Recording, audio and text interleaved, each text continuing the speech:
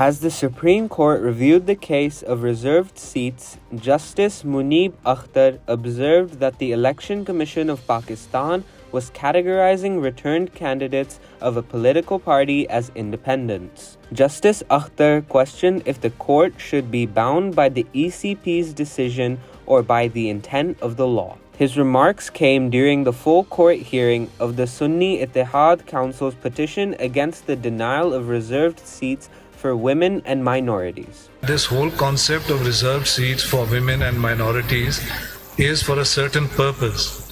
But the reason why the constitutional principle is laid down that it has to be only proportional is precisely because the political parties have entered the electoral fray and the electorate has returned them. That balance should not be disturbed. That is the reason why the seats, the Constitution emphasizes in paragraphs D and E that the reserved seats can only be proportionate.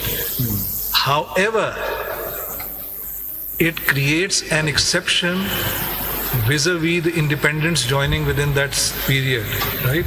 Now, if that is an exception to the basic principle, and the basis of the principle is the will of the people as expressed in favor of each political party. In other developments, Prime Minister Shehbaz Sharif met with Bill Gates to discuss the polio eradication program. Bill Gates endorsed Pakistan's efforts against polio. As the Prime Minister mentioned, we're also committed to Pakistan in ways beyond polio, including the overall health system, routine immunization, maternal health, nutrition, and this fantastic digitization project, which is being prioritized and making good progress with many benefits. So, today's chance to rededicate ourselves to polio, and so we have in 6 months progress to show the other donors, and we're these polio efforts will continue if we're successful for the next 2.5 to 3 years, just to make sure we're absolutely at zero, if we can show the progress that allows the program to remain funded. Khyber Pakhtunkhwa Governor Faisal Karim Kundi suggested that the federal government hold counterterrorism meetings with the KP Assembly in terrorism hotspots across the province instead of Islamabad.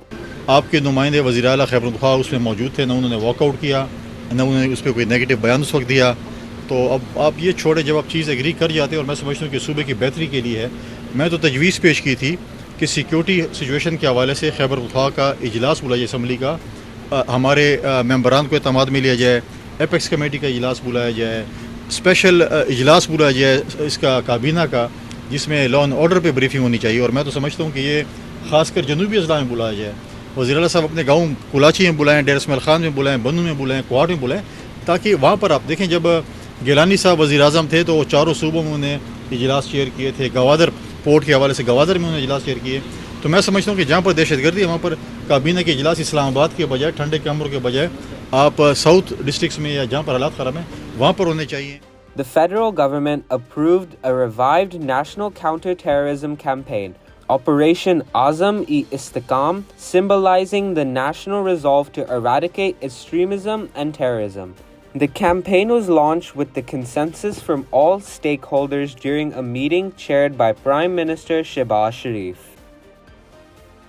A UK-based organization, Save the Children, has called for an urgent investigation into Gaza's missing children. They estimate that 21,000 children have been lost, detained, or worse amid Israel's war on Gaza. Meanwhile, Israeli Prime Minister Benjamin Netanyahu has declared that the intense fighting in Gaza is nearing its end, but emphasized that the broader conflict will persist regardless of any ceasefire agreements with Hamas. In troubling escalation, Israeli forces reportedly targeted a civil defense team in southern Lebanon, injuring a member during firefighting efforts. This incident adds to the daily exchanges of fire between Israel and Hezbollah.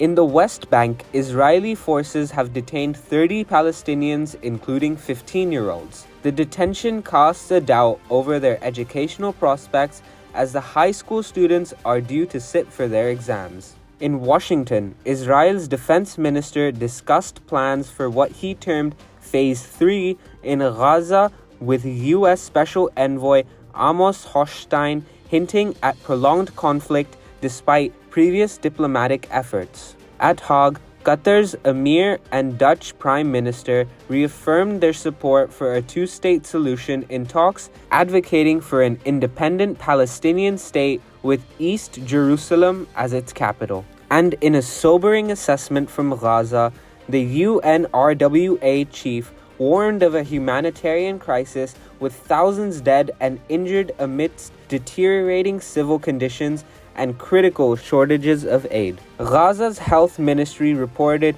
37,626 Palestinians killed and 86,098 wounded since Israel's military offensive began on October 7th. Indian Prime Minister Narendra Modi has called for consensus from the opposition as Parliament opens following a significant election feedback. For the first time in a decade, Modi is forced into a coalition government. This session, running until July 3rd, will preview Modi's plans for his third term and the expected appointment of Rahul Gandhi as opposition leader. Modi's first two terms saw landslide victories for his Bharatiya Janata Party, enabling swift lawmaking with minimal debate. However, analysts predict Modi will now moderate his Hindu-nationalist agenda to appease coalition partners, focusing on infrastructure, social welfare, and economic reforms. Minister of Parliamentary Affairs Kiran Rijiju has called for a peaceful and productive session, though lively debates are anticipated with stronger opposition. Rahul Gandhi, who has helped his Congress party nearly double its parliamentary seats, is expected to play a significant role. Notably, newly elected lawmakers including Amritpal Singh and Sheikh Abdul Rashid may join if granted bail. Modi's BJP won only 240 seats, making the coalition essential. Key BJP loyalists remain in crucial cabinet positions, but coalition allies have secured significant posts in exchange for their support. The election of the Speaker, a pivotal role, will also be a key focus in this session. 22 people, including 18 Chinese nationals, tragically lost their lives in a massive fire at a South Korean lithium battery factory. The fire department confirmed this on Monday, marking one of the country's worst factory disasters in years. Over 100 workers were inside the factory when the explosions erupted on the second floor, where lithium-ion batteries were being inspected and packaged. Firefighter Kim Jin-young reported the devastating blaze that followed. The fire claimed the lives of 22 individuals, including foreign nationals from China, Laos, and one of unknown nationality. Firefighters are still searching for one person who remains unaccounted for. South Korea's President Yoon Suk Yeol has called for all available resources to focus on rescue efforts, emphasizing firefighter safety amid the rapid spread of the fire.